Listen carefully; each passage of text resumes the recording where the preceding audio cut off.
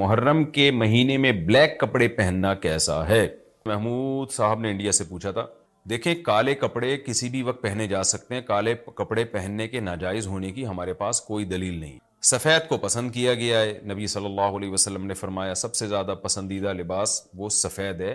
کفنوا فیہا موتاکم، اپنے مردوں کو بھی اسی میں دفن کیا کرو، اس لیے سفید لباس کو آپ صلی اللہ علیہ وسلم نے افضل قرار دیا، اس میں پاکیزگی زیادہ ہے۔ باقی نبی صلی اللہ علیہ وسلم نے مختلف رنگوں کے کپڑے پہنے، اس کی علماء وجہ یہ بیان کرتے ہیں کہ اس زمانے میں غربت تھی، آپ نے سفید لباس کو پسند تو کیا لیکن نبی کے لیے ہر وقت سفید لباس کا انتظام کرنا آسان نہیں تھا، غربت تھی، لباس پہن لینا ہی بڑی بات ہوتی تھی کہ لباس مل جائے کسی کو۔ کتنے واقعات ہیں کہ ازار ہے تو قمیض نہیں ہے، قمیض بڑی مشکل سے کسی کو ملتی تھی، کچھ چادر نہیں ہے اوپر پہننے کی، اتنی غربت کا عالم تھا، تو اس میں آپ صلی اللہ علیہ وسلم یہ تکلف کرتے کہ ہر قیمت پہ میرے لیے سفید لباس لے کر آؤ، تو یہ آپ صلی اللہ علیہ وسلم کے مزاج میں جو سادگی تھی یہ اس کے خلاف تھا۔ تو آپ نے دنیا میں تکلف نہیں کیا، جو جیسا لباس ملا پہن لیا، پسند سفید کو کیا۔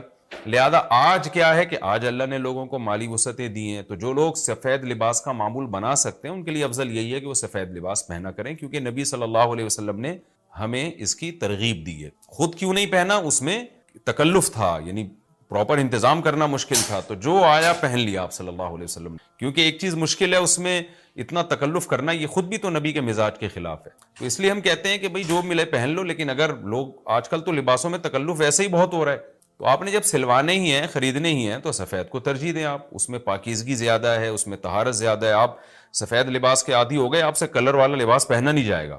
میں نے تو 15-20 سال میں نے سفید لباس پہنا ہے، تو مجھے پتا ہے کہ پھر کلر والا لباس نہیں پہنا جاتا، سفید میں پاکیزگی اتنی ہے۔ اب میں پہنتا ہوں کلر والا لباس، وہ وجہ اس کی ہے کہ بعض دفعہ گھر والوں کا اصرار ہوتا ہے، بعض دفعہ کیمرے کی ریکوائرمنٹ ہوتی ہے، وہ کیمرہ سفید لباس کو کیچ نہیں کر پا رہا ہوتا، وہ کیمرہ مین کہہ رہا ہوتا ہے بھائی کوئی اور کلر، کوئی اور کپڑے پہن کے وغیرہ وغیرہ۔ تو خیر میرا عمل تو کوئی حجت نہیں ہے، لیکن افضل یہی ہے کہ سفید لباس کو ترجیح دی جائے، پہنا جائے۔ اور علماء صلحاء اکثر عموماً ہم نے دیکھا ہے کہ سفید لباسی کو ترجیح دیتے ہیں، کلر والا بھی جائز ہے لیکن بہتر یہی۔ تو محرم میں بھی سفید ہی ہے، سفر میں بھی سفید ہی ہے، ربیع الاول میں بھی سفید ہے، تو محرم میں سفید کے بالکل الٹ کر لینا، کالا پہن لینا، یہ تو بالکل سفید کے اپوزٹ ہو گیا نا۔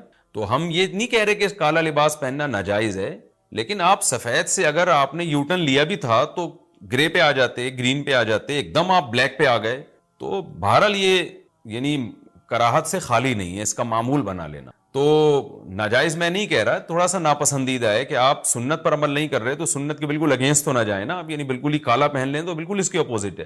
جائز ہے کالا پہننا بھی، لیکن بہتر بہرحال نہیں ہے۔ اور محرم میں کالا پہننا تو ہماری رائے میں بالکل ناجائز ہے، کیونکہ یہ شیعہ حضرات کی اپنی ایک رائے ہے، ان کی اپنی ایک دلیل ہے، ان کا اپنا ایک کانسیپٹ ہے۔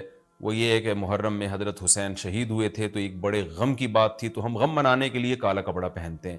تو ان کا مسلک ہے، وہ جیسے مسلک پہ اپنے عمل کرنا چاہیں وہ اللہ کے سامنے جواب دہ ہوں گے۔ ہم کسی کے مسلک پہ طنز نہیں کر رہے، ہم کوئی فرقہ واریت اور تشدد کی بات کرنا مناسب نہیں ہے، ملکی حالات اس کے متحمل نہیں ہیں۔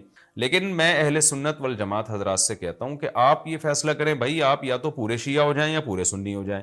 تو اگر آپ اہل سنت والجماعت کو فالو کرتے ہیں، اور اہل سنت والجماعت کے ہاں جو قرآن اور حدیث اور صحابہ یہ حجت ہے، تو ہمیں تو قرآن و حدیث میں کہیں بھی نہیں ملتا کہ غم میں تم کالے کپڑے پہنو یا غموں کو مناؤ۔ قرآن میں کیا ہے؟ الذین اذا اصابتہم مصیبۃ قالوا انا للہ وانا الیہ راجعون۔ اہل ایمان کو جب کوئی مصیبت پہنچتی ہے تو وہ کہتے ہیں ہم اللہ ہی کے لیے ہیں اور ہم نے اللہ ہی کی طرف لوٹ کر جانا ہے، وہ صبر کرتے ہیں۔ حضرت حسین رضی اللہ تعالی عنہ کی شہادت یہ بہت بڑا غم ہے، بہت بڑا غم ہے، لیکن اس غم کو ہر سال منانا، اس کے لیے شرعی دلیل کی ضرورت ہے۔ اہل بیت کی تعلیمات کو فالو کیا جائے گا، آپ کسی کی محبت میں اس کی تعلیمات کو نہیں توڑ سکتے۔ اہل بیت کی بھی یہی تعلیمات ہیں کہ صبر سے کام لینا چاہیے ہمیں، اور غم منانا بھی اگر کسی کا ہونا، جیسے آپ کے والد کا انتقال ہو گیا تو اس میں بھی شریعت آپ کو اجازت نہیں دیتی کہ آپ کالے کپڑے پہنے غم منانے کے لیے، بلکہ اس میں بھی شریعت کیا کہتی ہے کہ غم پہ صبر کریں، جو آنسو آپ روک سکتے ہیں اس کو بہائیں نہیں، اور صبر کریں، تو غیر یعنی اختیاری طور پر جو آپ کو رونا آ رہا ہے وہ معاف ہے۔ تو جب غم پہنچا ہو اس وقت شریعت آپ کو غم کے طور پہ کالے کپڑے پہننے کی اجازت نہیں دے رہی، تو جب غم 1400 سال پرانا ہو اور ہر سال اس تاریخ پہ آپ کو منانے کی شریعت کیسے اجازت دے رہی ہے؟ یہ تو ایک طرح کی برسی ہو گئی نا۔ نبی صلی اللہ علیہ وسلم کے وفات سے بڑا غم کوئی اس امت کو ہوگا؟ ربیع الاول میں آپ صلی اللہ علیہ وسلم کی وفات ہوئی، لیکن ربیع الاول ہر سال آتا تھا، صحابہ، تابعین، تبع تابعین، خود اہل بیت کیا اس ربیع الاول میں کوئی غم مناتے تھے؟ بالکل بھی نہیں۔ اس مہینے میں شادیاں بھی کرتے تھے، جو خوشی کی بات ہوتی تھی اس پہ خوشی بھی مناتے تھے۔ تو ہمیں نہیں ملتا کہ صحابہ، تابعین یا خود اہل بیت نے یا سیدنا حسن اور حسین رضی اللہ عنہما یا سیدنا علی ابن ابی طالب رضی اللہ عنہ کی یہ تعلیمات ہو کہ غم کو ہمیں منانا ہے کالے کپڑے پہن کے یا کسی بھی طریقے سے اسلام میں غم منانے کی آپ کو اجازت نہیں ہے۔ بعض لوگ یہ دلیل دیتے ہیں کہ حضرت حسین رضی اللہ تعالیٰ عنہ کا غم تو نبی نے بھی منایا ہے، اور نبی صلی اللہ علیہ وسلم نے جب یہ بتایا کہ امت میرے نواسے کو شہید کرے گی تو آپ رونے لگے۔ دیکھیں جب نبی کو اطلاع ملی تھی تو آپ غمزدہ ہوئے تو آپ کا رونا بالکل بجا تھا۔ تو کسی کو یہ اطلاع ملے کہ فلاں جگہ یہ واقعہ ہو گیا ہے، اس پہ اس کو غم ہوا ہو اور وہ رو لیتا ہے تو اس میں کوئی حرج نہیں، یہ تو نیچرل ہے۔ لیکن کیا نبی صلی اللہ علیہ وسلم ہر سال، یعنی جس دن آپ کو وحی کے ذریعے پتا چلا کہ سیدنا حسین ابن علی رضی اللہ تعالیٰ عنہ پہ ظلم ہوگا، تو کیا ہر سال اس تاریخ کو آپ صلی اللہ علیہ وسلم رویا کرتے تھے؟ بالکل بھی ایسا نہیں ہے۔ تو غم کی اطلاع جس وقت ملی ہو اس وقت رونا آ جانا یہ نیچرل ہے، لیکن ہر سال پراپر اس رونے کو پراپر طریقے سے منانا یا کالے کپڑے پہن کے اس کو منانا یہ تو بالکل اسلام میں ناجائز ہے۔ ہمارے پاس اس کے جائز ہونے کی کوئی دلیل نہیں۔ تو شیعہ حضرات جو کر رہے ہیں آپ ان کو کرنے دیں، ان کو جا کے نہ چھیڑیں، آپ ان کو طنز نہ کریں، وہ ان کی جو رائے ہے وہ اس پر عمل کریں۔ اسلام میں فرقے تو ہیں ہمیشہ سے، ہم نے تو یہ دیکھنا ہے کہ کون سا صحیح ہے، ہم نے تو اس کو فالو کرنا ہے۔ تو جو ہمیں صحیح لگے گا ہم اس کو فالو کریں گے، باقی ہم کسی کے نفرتیں پھیلانے کے بہرحال ہم قائل نہیں ہیں۔ تو جو وہ کر رہے ہیں آپ ان کو کرنے دیں، لیکن آپ یہ کام ہرگز نہ کریں، کیونکہ ہمارے لیے جو حجت ہے وہ قرآن، حدیث اور اہل بیت اور صحابہ کرام، تو ان کی جو تعلیمات ہیں ہم نے اس کو فالو کرنا ہے۔ ان کی تعلیمات میں کہیں بھی نہیں ہے، کوئی مستند روایت نہیں ہے کہ غم منانے کے لیے کسی نے کالے کپڑے پہنے ہو۔ غم منانا ہی جائز نہیں ہے تو اس کے لیے کالے کپڑے یا کوئی اور کلر پہننا کہاں سے جائز ہو جائے گا؟ تو اس لیے محرم میں نارملی تو کوئی بھی وقت میں آپ کالے کپڑے پہن سکتے ہیں، لیکن محرم میں جب آپ پہنیں گے تو اس میں ایک تائید ہوتی ہے کہ گویا آپ بھی اس بدعت میں ان کی تائید کر رہے ہیں۔ اور رسول اللہ صلی اللہ علیہ وسلم نے فرمایا من تشبہ بقوم فہو منہم، جو کسی قوم کی مشابہت اختیار کرتا ہے وہ انہی میں سے ہے۔ تو اگر آپ چاہتے ہیں کہ آپ کا شمار قیامت میں اہل سنت والجماعت میں نہ ہو، آپ کو شیعہ مسلک ٹھیک لگتا ہے تو پھر پراپر آپ شیعہ مسلک پراپر پورے طور پر اختیار کریں۔ آپ آدھا تیتر آدھا بٹیر چلنا تو ٹھیک نہیں ہے نا۔ اور اگر آپ چاہتے ہیں قیامت میں آپ کا شمار اہل سنت والجماعت میں ہو تو پھر مکمل اہل سنت والجماعت کو فالو کریں آپ، تو ان کو جو ہے اپنے حال پہ چھوڑ دیں۔ میں پھر بتا دوں، میں لڑائی جھگڑوں کا قائل نہیں ہوں۔ شیعہ حضرات آتے ہیں یہاں پہ بیٹھتے ہیں، گپ شپ لگاتے ہیں، چائے پانی بھی چلتا ہے، میرے دوستوں میں بھی ہیں بعض شیعہ حضرات، سلام دعا ہے ان سے، لیکن مذہب پہ بحث نہیں ہوتی۔ لکم دینکم ولی دین، ہم ان سے کہتے ہیں ٹھیک ہے بھائی آپ اپنے رائے پر عمل کریں، بحث مباحثہ نہ کریں۔ ہاں جو سیکھنے کے لیے ہم سے آنا چاہے ہم محبت سے اس کو سمجھائیں گے، جو نہیں آ رہا سیکھنے کے لیے تو پھر ہم اس سے بحث نہیں کرتے۔ تو لڑائی جھگڑے نہ کریں، لیکن سنی حضرات کو، اہل سنت والجماعت کو، بل جماعت کا مطلب کیا ہے؟ ہم حدیث کو بھی مانتے ہیں، بل جماعت صحابہ کو بھی مانتے ہیں۔ تو صحابہ میں اہل بیت بھی داخل ہیں، اہل بیت کے علاوہ بھی صحابہ ہیں، تو کسی کی بھی، ہماری رائے تو یہی ہے کہ کسی کی بھی تعلیمات نہیں، ہمیں تو احادیث میں کچھ بھی نہیں ملتا۔ تو اللہ کا واسطہ آپ ایک رائے پر عمل کریں۔ اس لیے محرم میں آپ ان چیزوں کو فوکس نہ کریں، کالے کپڑے پہننا، غم منانا، یہ اسلام کی تعلیمات بالکل بھی نہیں ہے۔ تو یہ تو میں نے سوال کا جواب دیا کہ محرم میں اسپیسیفک کالے کپڑے اگر آپ پہنیں گے تو یہ ایک بدعت کی تائید ہوگی، تو نبی صلی اللہ علیہ وسلم نے تائید سے منع کیا۔ مفتی صاحب آپ نے بیان میں کہا کہ کوا حلال ہے، حدیث میں آتا ہے 4 فاسق جانوروں سے نبی صلی اللہ علیہ وسلم نے منع کیا ہے، ان میں کوا بھی آتا ہے، تو آپ نے کیسے اس کو حلال کہہ دیا؟ یہ ان کا سوال ہے۔ میں نے عام کوے کو حلال نہیں کہا، میں نے کہا تھا کہ کوے کو اگر باندھ کے رکھا جائے، کچھ دن تک اس کو صاف ستھری غذا کھلائی جائے، دانہ کھلایا جائے تو ہوتا ہے۔ اچھا یہ میں نے مسئلہ جب بتایا تو بعض فتنہ پرست لوگوں نے بھی مذاق اڑایا، اور کمنٹس میں بھی بعض لوگوں نے بڑا مذاق اڑایا ہوا ہے۔ اور کچھ دن پہلے ایک صاحب آئے لندن سے، کہنے لگے کہ مفتی صاحب کا جب یہ ہم نے بیان سنا اور تو دل بہت بد دل ہو گیا، اور ایک صاحب نے تو یہاں تک کہا مذاق اس پہ اڑایا کہ واہ واہ ایک حرام جانور ہے، اسے باندھ کے صاف غذا کھلائیں گے تو وہ حلال ہو جائے گا۔ یہ بھی کمنٹس میں کسی نے مذاق اڑایا ہوا تھا۔ تو پہلی بات تو یہ کہ جس حدیث میں کوے کو حرام کہا، وہ فاسق کہا گیا ہے نا، فاسق، تو اس میں صحیح مسلم کے پورے الفاظ ہیں الابقا، پوری جو روایت ہے اس میں وہ غراب جو الابقا ہو، اور ابقا اس غراب کو کہتے ہیں کہ الذی فی ظہرہ او بطنہ بیاض، جس کے پیٹ کی طرف یا پش کی طرف سفیدی ہو، وہ گندگی کھاتا تھا۔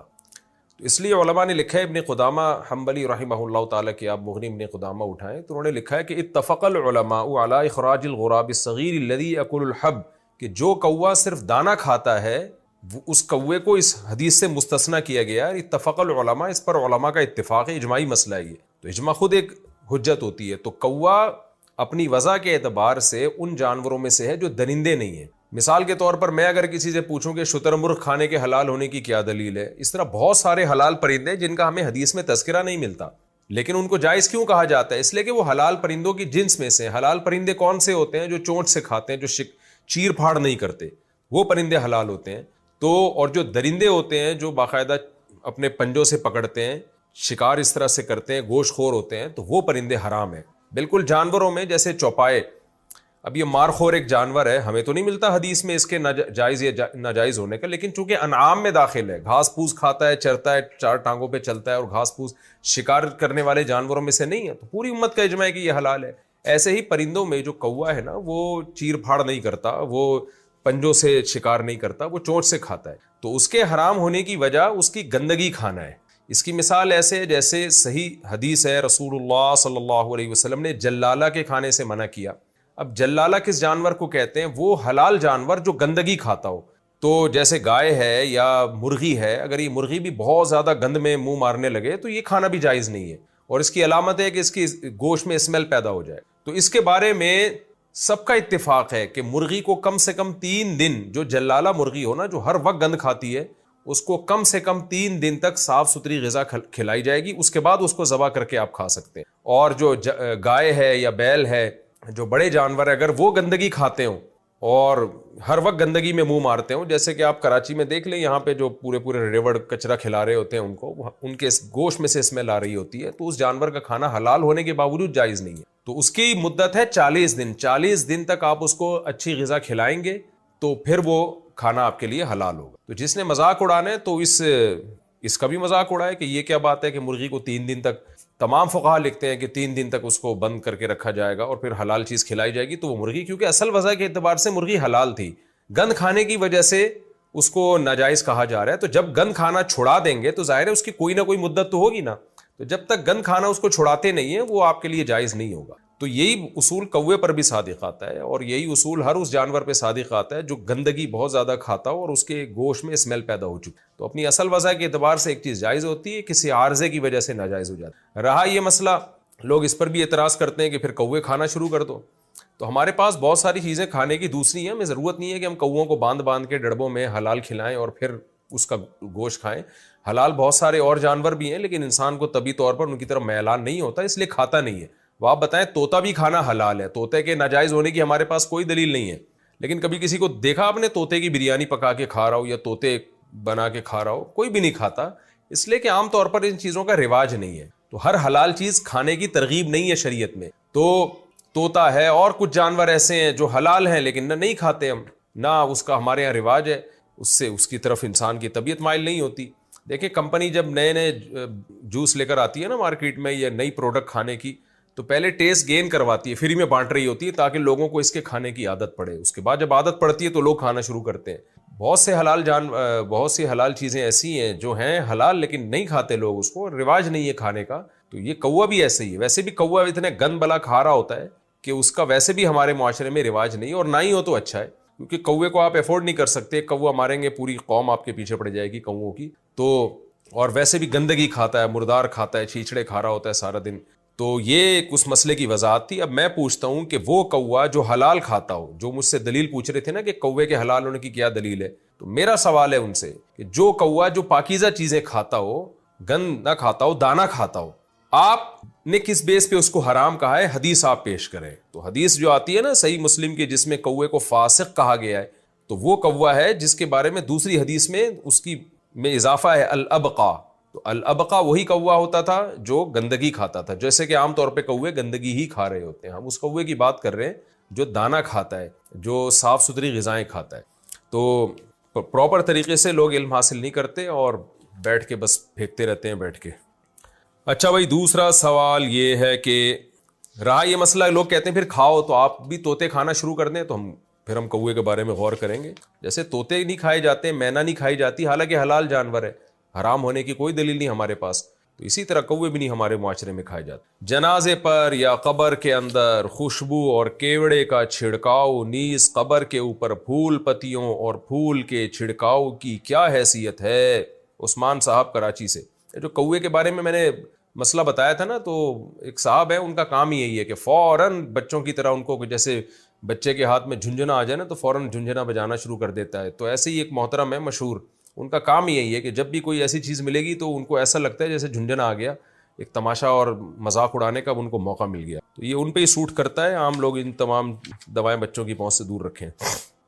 جنازے پر یا قبر کے اندر خوشبو اور کیوڑے کا چھڑکاؤ، نیز قبر کے اوپر پھول پتیوں اور پھول کے چھڑکاؤ کی کیا حیثیت ہے؟ عثمان صاحب کراچی سے۔ بالکل ناجائز ہے، حرام ہے۔ صرف میت پہ، کفن پہ آپ خوشبو لگا سکتے ہیں، قبر کے اندر خوشبو چھڑکنا یا قبر کے اوپر پھول ڈالنا، اس کی شریعت میں کوئی حیثیت نہیں ہے، اسلاف سے یہ عمل ثابت نہیں ہے۔ میت کی جتنی جو کرنے کے کام ہیں وہ توقیفی ہیں، جس چیز پر حدیث ہوگی اور صحابہ اور تابعین کا عمل ہوگا اسلاف کا، اس کو تو ہم فالو کریں گے، اس کے علاوہ اپنی طرف سے کچھ بھی کریں گے تو وہ عمل جائز نہیں، یا تو بدعت کہلائے گا یا ناجائز رسم کہلائے گی، اس لیے اس سے اجتناب کرنا ضروری ہے۔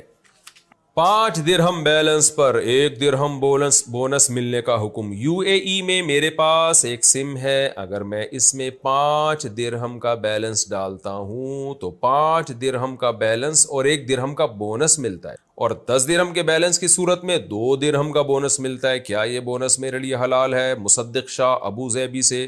دیکھیں، یہ جو ایڈوانس میں آپ پیسے ڈال دیتے ہیں اور 5 درہم ڈالے تو 6 درہم آ گئے، یہ سود نہیں ہے، اس لیے کہ ایسا نہیں ہوتا کہ 5 درہم آپ نے دیے تو آپ کو کمپنی نے 6 درہم دے دیے۔ درہم تھوڑی دے رہی ہوتی ہے، کمپنی 6 درہم کا بیلنس دے رہی ہوتی ہے، اس کو وہ تعبیر یہ کرتی ہے کہ 5 درہم پہ آپ کو 6 درہم ملیں گے، وہ درہم نہیں ملتے، آپ کو بونس زیادہ مل جاتا ہے۔ یعنی ایسے ہے، یعنی آپ کو وہ جو یونٹ ہے نا کال کرنے کے، وہ زیادہ مل جاتے ہیں۔ تو اگر کوئی ایڈوانس پیسے دے رہا ہے اور اس کے بدلے میں کمپنی خوش ہو کے اس کو منٹ زیادہ دے رہی ہے تو بہت اچھی بات ہے۔ اس منٹ کو وہ تعبیر یہ کرتے ہیں کہ 5 درہم پہ ہم نے 6 دے دیے، 10 درہم پہ ہم نے 12 دے دیے، تو 12 نہیں مل رہے ہوتے، 5 درہم پہ آپ کو یونٹ مل رہے ہوتے ہیں، اتنے جتنے عام نارملی 6 درہم پہ ملتے ہیں، تو اس کو وہ تعبیر کر رہے ہوتے ہیں۔ تو یہ بالکل سود نہیں ہے، بالکل جائز ہے، اس کا کوئی گناہ نہیں ہے۔ اچھا بھائی، PUBG گیم کھیل کر پیسے کمانا کیسا ہے؟ PUBG والے ٹورنامنٹ کرواتے ہیں اور پیسے رکھتے ہیں 1 کروڑ یا 2 کروڑ، سبحان اللہ، رکھتے کہاں پر ہیں ذرا معلوم کر کے بتائیں۔ پھر جو جیتتا ہے اس کو بانٹ دیتے ہیں، کسی ٹیم سے کوئی پیسے نہیں لیے جاتے، کیا یہ حلال ہوگا یا حرام؟ غفران صاحب اتر پردیش سے۔ بھائی سوال میں خود وضاحت کی گئی ہے کہ کسی سے بھی پیسے نہیں لیے جاتے، تو اگر پیسے نہیں لیے جا رہے لوگوں سے تو پھر تو یہ جوا نہیں ہے، بلکہ ایک طرح کا انعام ہے کہ جو جیتے گا ہم اس کو دے دیں گے۔ اگر سوال میں جو کہا گیا اسی طرح ہی ہو رہا ہے PUBG میں، تو پھر یہ جوا نہیں ہے، یہ 1 کروڑ روپے حلال ہوں گے جیتنے والے کی۔ لیکن PUBG کھیلنا اور اس میں ٹائم ویسٹ کرنا یہ بہرحال سخت مکروہ ناپسندیدہ عمل ہے، یہ کوئی قابل تقلید عمل نہیں ہے اور اپریشیٹ کیے جانے والا عمل نہیں ہے کہ آپ اس کو اپریشیٹ کریں، اور یہ پیسے کمانے کا بھی گھٹیا طریقہ ہے۔ تو میں حرام ہونے کا فتویٰ نہیں لگا رہا، بہرحال نامناسب اور گھٹیا طریقہ ہے، اپنے آپ کو ان فضول کاموں سے بچائیں۔ نبی صلی اللہ علیہ وسلم نے فرمایا، من حسن اسلام المرء ترکہ ما لا یعنیہ، انسان کے اسلام کی اچھائی میں سے ہے کہ لا یعنی چیزوں سے بچے۔ آپ کہہ سکتے ہیں 1 کروڑ روپے مل رہے ہیں تو لا یعنی کہاں سے ہو گیا؟ مل کس کام کے بدلے میں رہے ہیں؟ کیا قوم کی خدمت کی آپ نے؟ کون سا تیر مار دیا؟ ویڈیو گیم پکڑ کے بیٹھے رہے 1 گھنٹے تک؟